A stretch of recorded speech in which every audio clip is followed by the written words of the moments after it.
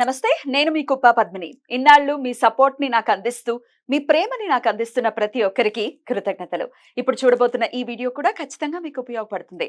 Like, share and subscribe చేసి మీ ఇష్టాన్ని అలాగే మీ సపోర్ట్‌ని నాకు అందించండి. అలాగే ఈ వీడియో పట్ల మీ అభిప్రాయాన్ని కామెంట్ సెక్షన్‌లో కామెంట్ చేసి నాకు తెలియజేయండి. నమస్తే. నమస్తే, వెల్కమ్ టు అవర్ ఛానల్. నేను పద్మిని. ప్రస్తుతం మనతో పాటు ప్రముఖ ఆధ్యాత్మికవేత్త, ప్రముఖ జ్యోతిష పండితులు కేఎస్ఆర్ గారు మనతో పాటు ఉన్నారు. మాట్లాడదాం. సార్ నమస్తే సార్. ఎలా ఉన్నారు సార్? బాగున్నాను. సార్, దక్షిణాయనం ప్రారంభం కాబోతోంది. దక్షిణాయనం ప్రారంభం అవుతూనే డెఫినెట్ గా స్వామి యోగ నిద్రలోకి వెళ్ళటం అనేది మనందరికీ తెలిసినటువంటి విషయమే. దక్షిణాయనం వస్తోంది అని అంటేనే ఇంకా అన్ని రకాల పండగలు కూడా ఉంటాయి. ప్రత్యేకించి అటు ఋతువులో కూడా మార్పు ఉండటము, రకరకాల వ్యత్యాసం ఉండటము, ఇప్పుడు లైఫ్ స్టైల్ కొంత మారటము, రాత్రి కాలం పెరగటం అన్నీ ఉంటాయి. దక్షిణాయనానికి ఉత్తరాయణానికి ఉన్నటువంటి ఏమిటి ఆ తేడా? దక్షిణాయనం అంటే దక్షిణం వైపు సూర్య భగవానుడి ప్రయాణం ఖచ్చితంగా తెలిసిందే అందరికీ. మరి ఎలా వినియోగించుకోవాలి ఈ సమయాన్ని, ఈ 6 నెలల పాటు కూడా? అలాగే ఆస్ట్రాలజికల్ గా ఏమైనా ఇంపార్టెన్స్ ఉంటుందా దక్షిణాయన ప్రారంభానికి? అదే ఇక్కడ మనం చెప్పాలంటే కనుక ఇప్పుడు ఎప్పుడైనా సరే ఈ సూర్యుడు అనేవాడు అంటే దక్షిణం అనేది ఎప్పుడు కూడా మనము ఏమంటాం, అగ్నికి సంబంధించింది యాక్చువల్గా. యమస్థానం కూడా. యమస్థానం తర్వాత రెండోది వచ్చేప్పటికి ఇక్కడ సూర్యుడు కూడా మనకి అగ్ని గ్రహం అని తెలుసు. సో అందుకని ఇక్కడ ఎప్పుడైనా సరే సౌత్ వైపుగా సూర్యుడు ప్రయాణించినప్పుడు మీరు కనుక గమనించినప్పుడు అయితే కనుక ఈ 6 నెలలు కూడా ఈ అంటే ఇంచుమించు సంక్రాంతి దాకా, సంక్రాంతి, మకర సంక్రాంతి మనం ఉత్తరాయణం అంటాం. సో దీన్ని దక్షిణాయనం అంటాం. అంటే కర్కాటక రాశిలో రవిని ప్రవేశించిన దాన్ని మనము దక్షిణాయనం అంటున్నాం. మకర రాశిలో ప్రవేశించిన దాన్ని ఉత్తరాయణం అంటున్నాం. ఓకే, అది రూల్. సరే, కానీ ప్రతి నెలలో కూడా సూర్యుడు సంచరించే ప్రతిదానికి కూడా ఒక్కొక్క సంక్రాంతి అనే పేరు. దాన్ని మనము సంక్రాంతి అని అంటాం, సంక్రమణం అని కూడా అంటాం. రవి సంక్రమణం లేదా రవి సంక్రాంతి ఇలా పేర్లు పెడతాం. అలాగే అందుకని వీళ్ళు కూడా 12 రకాల ఆదిత్యులు అని, ద్వాదశ ఆదిత్యులు అని చెప్పి మనకి మరి 12 రకాల సూర్యులను కూడా మనకి చెప్పడం అనేది ఉంది ఈ శాస్త్రాల్లో. అయితే ఇక్కడ నేను ఇందాక చెప్తున్నది ఏంటంటే, ఏదైతే మనకి దక్షిణాయనంలో ప్రవేశించాక వ్యక్తిగత గుణాల్లోనే కాకుండా ఈ భౌగోళిక గుణాల్లో కూడా కొన్ని విస్తృతమైన మార్పులు, అవి కొన్ని మంచి ఉంటాయి, కొన్ని చెడు కూడా ఉంటాయి. చెడు అనేది ఏంటంటే ముఖ్యంగా చెప్పాల్సింది ఈ నేర ప్రవృత్తి అనేది పెరగటం అనేది ఎక్కువ అవుతుంది దక్షిణాయనంలో. సహజంగా. ఎందుకంటే మీరు కనుక ఇప్పుడు మనం గమనిస్తే ఇక్కడ సూర్యుడు అనే కాదు, ఇంచుమించుగా ఈ కుజుడు అన్నవాడు తర్వాతకి వచ్చేప్పటికి మనకి మిథునంలో చేరటం, తర్వాత కర్కాటకంలోకి వచ్చి నీచపడటం, తర్వాత సింహంలోకి వచ్చి మరి మరో అక్కిని రాశిలో కలవటం, తర్వాత వచ్చేప్పటికి కన్యా రాశిలోకి వచ్చేప్పటికి బుధుడు కుజుల కాంబినేషన్ పడదు. కనుక అందుకని ఇక్కడి నుంచి పరిపాలన కూడా పాలకులకు కొద్దిగా కష్టం అవుతుంది. తులలోకి వెళ్ళేంత వరకునా కుజుడు? తులలో మనకి రవి వచ్చినప్పటికీ కొద్దిగా మనం కూడా ఈ పుణ్య కార్యాచరణ అనేది మరింత పెరుగుతుంది. అంటే ఇటు ఆశ్వీజ మాసం రావటం, తర్వాత కార్తీక మాసం రావటం, తర్వాత ఇంకా మార్గశిరంలోనే ధనుర్మాసం రావటం, ఇవన్నీ ఇంకా అక్కడి నుంచి ఏంటంటే క్రమంగా ఇప్పుడు ఉండే ఈ 4-5 నెలల్లో ఉండే చెడు నుంచి కొంతవరకు బయటకు వస్తాం. కానీ మేజర్గా ఏంటంటే ఈ దక్షిణాయనం అనేది ఏంటంటే అకాల వర్షాలు అనుకోండి, లేదా శాంతి భద్రతలు కరువు అవటం అనుకోండి, లేదా విస్తృతమైన ప్రమాదాలు జరగటం అనుకోండి, ఇలాంటివన్నీ కూడా ఇవన్నీ కూడా ఎక్కువ శాతం దక్షిణాయనం ఉంటాయి. తర్వాత ముఖ్యంగా ఈ ఒడుగు చేసే సంప్రదాయం, ఉపనయనం చేసే సంప్రదాయం ఏవైతే ఉంటుందో దాంట్లో మీకు దక్షిణాయనంలో ముహూర్తాలు ఉండవు కదా. చాలా వరకు ఏమేమి ఉండవండి. పెట్టుడు ముహూర్తాలు పెళ్లిళ్ళు ఉంటాయి, ఇంకా మిగతావన్నీ ఉంటాయండి. ఉపనయనం మాత్రమే ఉత్తరాయణం. కాకపోతే ఏదైనా మనకి చెప్పింది ఏంటంటే దక్షిణాయనంలో కంటే ఉత్తరాయణంలో చేసిన మరింత మంచిది. గృహప్రవేశానికి కూడా ప్రత్యేకించి ఉత్తరాయణం చేసుకోండి, చాలా మంచిది అని నేను చెప్తున్నా. ఏదైనా ఉత్తరాయణంలో జరిగింది ఎక్కువ మంచి చేయడం అనేది ఉంటుంది. తర్వాత రెండోది ఏంటంటే మీకు ఏదైనా సరే పెద్ద కళ్యాణోత్సవాలన్నీ ఇంచుమించుగా మీకు ఉత్తరాయణ వైశాఖ మాసంలోకి అయిపోతాయి.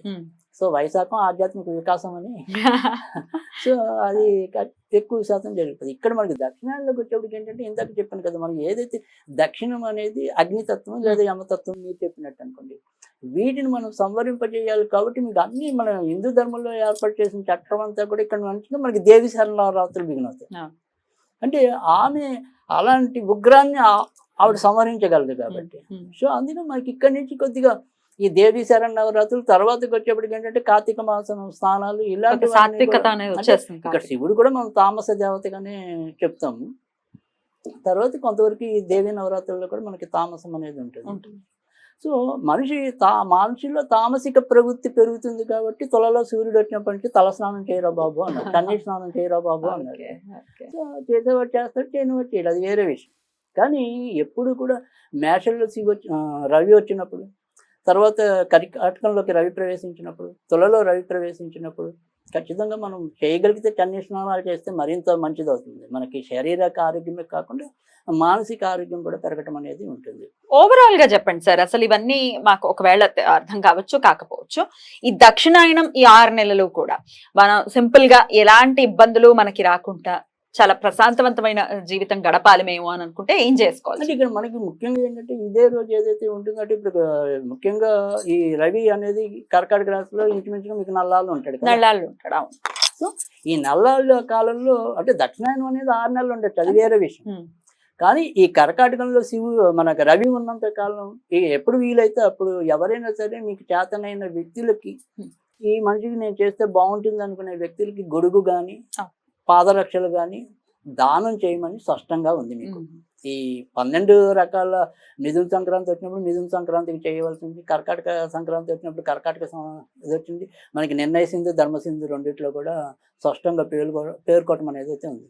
కనుక పాదరక్షలు తర్వాత గొడుగు అంటే అక్కడ కూడా చూడండి, ఇప్పుడు మనకి వానలు విస్తారంగా పడతాయి కాబట్టి గొడుగు అన్నారు. అంటే గొడుగు ఉపయోగం.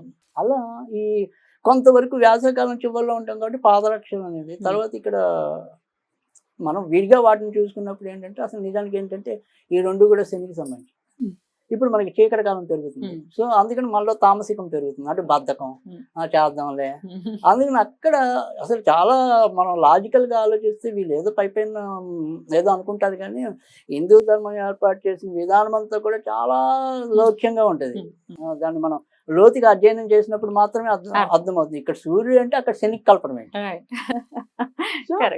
అలా చాలా విచిత్రమైన విషయాలన్నీ కూడా మనం ఏమంటాం అన్వేషణ చేసిన కొద్దీ కూడా బయటపడుతూ ఉంటాయి. సో ఆ రకంగా చేసేవాళ్ళు ఆ రకంగా చేయటం అనేది ఉంటుంది. సరే, దాన ధర్మాలు చేస్తే ఎప్పుడు కూడా మంచిదనే మనం ఎవరికైనా చెప్తాం. అందులో ఇలాంటి రోజుల్లో చేసినప్పుడు ఆ దానం మరింత 10 రెట్లు పుణ్యాన్ని ఇస్తుంది. స్విచ్ వర్డ్స్ కూడా మీరు చెప్తూ ఉంటారు కదా, ఈజీగా చేసుకున్నారు, ఏం చేసుకోవచ్చు. అది ఇక్కడ మనకి ఈ వచ్చేప్పటికి ఏంటంటే ఈ స్విచ్ వర్డ్ అనేది 2 రకాలుగా ఉపయోగపడటం అనేది, అది అంబర్. సో ఆ అంబర్ అనేది ఏ విధంగా ఉపయోగపడుతుంది అంటే గనక మనలో ఉండే డార్క్నెస్ అంతా తీసేయటం అనేది ఒకటైతే గనక, మీకు ఇందాక చెప్పినట్టే సూర్యుడు వల్ల కానీ ఇప్పుడు మళ్ళీ కుజుడి కాంబినేషన్ జనరల్ గా రక్త సంబంధించిన వ్యాధులు ఎక్కువ రావడానికి అవకాశం ఉంటుంది. తర్వాత సడన్ గా ప్లేట్లెట్స్ పడిపోతూ ఉంటాయి కొంతమందికి. ఇప్పుడు డెంగ్యూ వచ్చిందంటే డెఫినెట్ గా సమస్య. ఇప్పుడు మనకి ఎప్పుడైతే వానలు పడతాయి ఏవో ఒక రకమైన పెరుగుతాయి, దాని వల్ల దోమల వల్ల వచ్చే ఇబ్బందులు ఉంటాయి. సో కొన్ని ప్రదేశాల్లో ఇప్పటికీ ముమ్మరంగా దోమలు ఉంటాయి. సో అందుకని ఖచ్చితంగా వ్యాధుల బారిన పట్టడం అనేది ఉంటుంది. సో ఈ రకమైన వ్యాధులు ఎవరికైతే అంటే టెంపరీగా అప్పుడు వైరస్ గా వచ్చే ఆ రోగాలు ఏవైతే ఉంటాయో వాటి నుంచి బయటపడడానికి కూడా ఇదే అంబర్ అనేది ఉపయోగపడుతుంది. Amber right, AMBER amber. So ఇది శ్రద్ధగా రోజు పఠిస్తే మంచిది. కానీ ఏమంటే దేవుడి దగ్గర కూర్చోకపోతే తూర్పులో కూర్చోవాలి. తూర్పులో కూర్చుని పఠించడం వల్ల కూడా తప్పకుండా మంచి జరగడం అనేది అయితే ఉంటుంది. తూర్పు ముఖంగా కూర్చోవాలండి? తూర్పులో కూర్చోవాలి. తూర్పులో కూర్చొని పడమరని చూస్తూ కూర్చోవాలి. రైట్. ఈస్ట్ లో కూర్చొని వెస్ట్ ని చూడాలి. ఆ రకంగా కూడా అంబర్ అనేది చదవాలి. ఎన్నిసార్లు చదవమంటారు? అది 108 సార్లు. అంతే, అంబర్ చాలా సింపుల్ కదా, 1.5 minutes లో కంప్లీట్ అయిపోతుంది. ఈజీగా అయిపోతుంది. సరే, వాళ్ళకి జ్ఞాపకం వచ్చినప్పుడు అలా చదువుకున్నా కూడా తప్పైతే ఏమీ లేదు. ఇంకా కాదు అంటే కనుక అంటే ఒకవేళ భగవద్ ఆరాధన ఇష్టమైన వాళ్ళైతే కనుక ఖచ్చితంగా ఆదిత్య హృదయమే చదవటం మంచిది. ఈ నెలంతా కూడా ఈ కర్కాటక రాశి. ఎందుకంటే ఎప్పుడైనా సరే ఉత్తరాయణం దక్షిణాయనం ఉంది కదా, ఏదైనా సరే ఒకటి కొత్తగా బిగిన్ అవుతున్నప్పుడు కొన్ని మార్పులు అనేది అనివార్యం. సో ఆ వాతావరణాన్ని మనం అందిపుచ్చుకున్నా చేసుకోవాలి. సో అందుకని ఈ వచ్చే మార్పులకు అనుగుణంగా మన యొక్క దైవిక ప్రవృత్తి కూడా ఉండాలి, మార్పు ఉండాలి. సో ఆ రకంగా చేసుకుంటే తప్పకుండా మంచి జరుగుతుంది. బ్యూటిఫుల్ అండి, చాలా చక్కగా వివరించారు. దక్షిణాయనాన్ని ఖచ్చితంగా 6 నెలల్ని కూడా చక్కగా ధర్మబద్ధమైనటువంటి జీవితాన్ని అనుసరిస్తే వచ్చేటటువంటి 6 నెలల దేవుడు మాత్రం ఏం చేయగలడు, మన ఆచరణలో కూడా ఉంటుంది కదా. ఇంకో సందర్భంలో చెప్పుకుందాం. తప్పకుండా. రైట్ అండి, thank you so very much. నమస్తే.